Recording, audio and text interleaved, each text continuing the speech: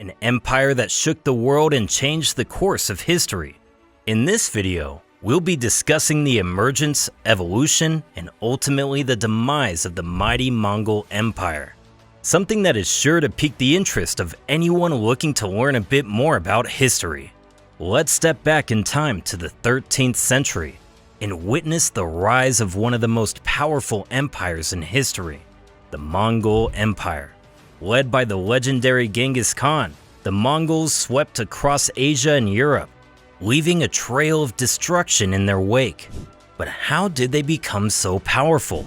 How did they conquer such a vast territory? And why did the empire eventually collapse? Join us as we uncover the fascinating story of the rise and fall of the Mongol Empire and explore the answers to these questions and more. Let's get into it. The rise of the Mongols. The Mongol Empire, which was created on the broad plains and stretched from Siberia to southern China and from Korea to Ukraine, was the biggest contiguous land empire in history. There were sporadic bands of Mongol and Turkic pastoral nomads commanded by Khans living on the East Asian steppe in the 12th century CE, before the Mongol Empire was established. The populace managed camels, yaks, sheep, and other cattle. They transitioned between seasonal campsites while residing in felt tents. The majority of the flocks, trade, and migrations were managed by nomadic women. In the meanwhile, men focused on mounted combat. These nomadic tribes frequently engaged in conflict. Temujin, a member of an aristocratic Mongol family, was to change that. Who was Genghis Khan? Genghis Khan was born as Temujin in 1162, close to Lake Baikal on the modern border between Mongolia and Siberia.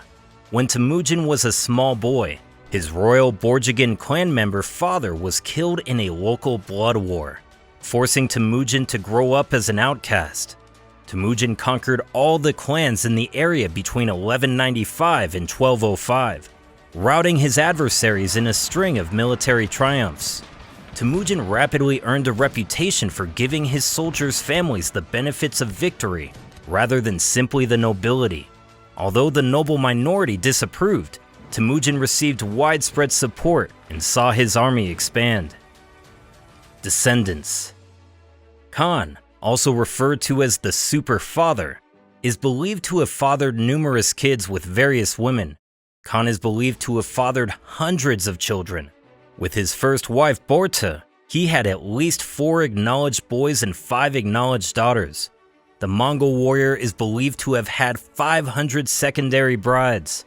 A 2003 study found that 8% of men across 16 Asian ethnic populations shared the same Y chromosome pattern that is traced back to a shared origin from around 1,000 years ago, believed to be Genghis Khan himself. This results in an estimate of nearly 16 million living descendants. However, it should be noted that the exact number of children produced by the Mongol warrior is not known for certain. Emperor. Temujin was made emperor of the Great Mongol State in 1206, taking the title Genghis Khan, which roughly translates to the universal leader.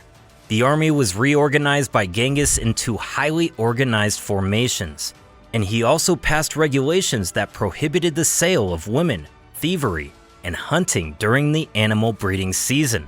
He also freed the poor from paying taxes and promoted literacy and trade. This was the beginning of the Mongol Empire. Temujin, in contrast to those Khans, promoted warriors based on merit and evenly dispersed loot among them. The Mongols were shamans, who thought their ancestors and the spirits of nature lived in the world. Genghis ruled over an area of the Eurasian steppe, the belt of land that connected Europe to Central, East, and South Asia. The Silk Road, which permitted the transport of products over great distances, was created on the steppe. In addition to promoting trade, Genghis saw that there were people and lands in the vicinity that were just waiting to be conquered. He scoured the area for potential targets while backed by an effective, devoted army.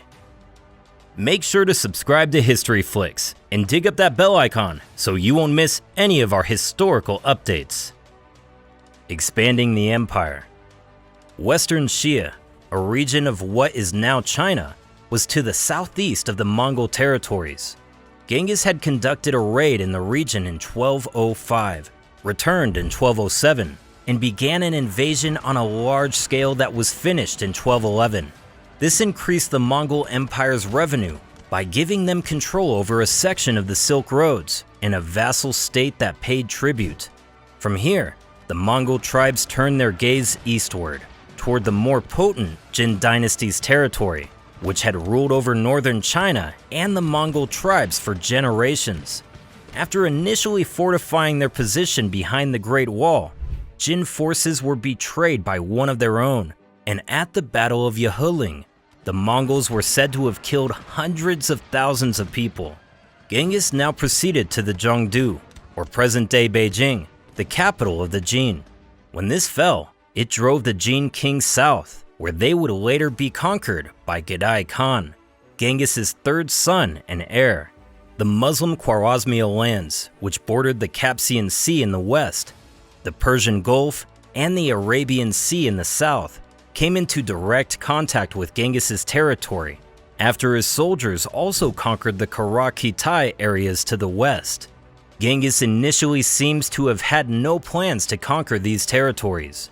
To start trade, he dispatched an embassy with gold, silver, pelts, and textiles.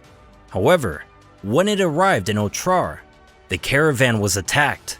Genghis then dispatched 2 Mongol and 1 Muslim diplomat to the Shah. The Muslim ambassador's head was sent back to Genghis by the Shah, who also had all 3 men shaved. Genghis was so enraged that he organized his biggest invasion to date and led about 100,000 soldiers over to the Tian Shan Mountains. Despite the deployment of the elephants to guard the city, the renowned, ancient, and intellectual city of Samarkand in what is now Uzbekistan was destroyed. 3 of the biggest cities in the world, Herat, Nishapur, and Merv, were also destroyed. The Mongols, who were accustomed to battling on horses across broad plains, had to modify their manner of combat to deal with cities and besieges, yet they continued to project an air of invincibility. This leads us to the question of what happened after Genghis Khan died. The exact cause of his death is unknown. Some say he died in a battle against the Chinese kingdom Shisha. Others say he fell off his horse during a hunt. After the death of Genghis Khan left for China again, but he passed away on August 25th, 1227, in western Sha, Xingqing. He had a falling out with his second son, and his oldest son had passed away the year before. Thus, the third son of Genghis became known as Ogedai Khan. Tolui, the fourth son, got the Mongol homelands and an army of about 100,000 soldiers. According to custom, the youngest son should inherit his father's possessions. Ogedai Khan carried on his father's ambitious expansionist strategy. The Mongols were known for their harsh strategies. Target cities were given a clear option: submit and pay tribute in exchange for peace, or resist and risk being completely decimated. Georgia and Armenia were taken over around 1230. The Mongols invaded Kashmir to the south and laid siege to Lahore in 1241 after entering the Indus Valley. Yet they were unable to completely conquer the area. A second Mongol force directed its vicious aim on Europe in the west along the steppes. They seized control of Volga, Bulgaria, briefly controlled Hungary, and advanced as far north as Kiev and the Russes' homeland, where tribute was paid. Genghis granted his warriors permission to go toward the Atlantic, the Great Sea. The Byzantine Empire, Poland, Croatia, Serbia, and Austria were all assaulted by Mongol forces.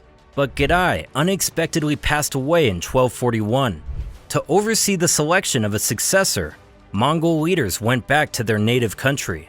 However, it took 5 years to settle the issue, and much to the relief of Western Europe, they never came back. One of Genghis Khan's grandchildren, Monkey Khan, came to power after the fighting was over, and he resurrected raids in southern China and the Middle East. Baghdad, the capital of the formidable Abbasid Caliphate, was brutally attacked and looted in 1258. The Mongol line of sight now included Syria.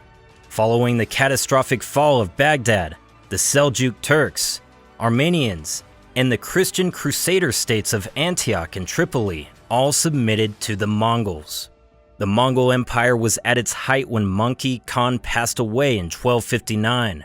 It stretched from Eastern Europe to the Sea of Japan, and from the cold of what is now Russia in the north to the heat of India's borders in the south. The Mongol Empire's collapse. Kublai Khan, Mongol's brother, succeeded him. The Mongol Empire completed the unification of China over the course of the following 2 decades and relocated its capital from Karakorum in Mongolia to what is now Beijing.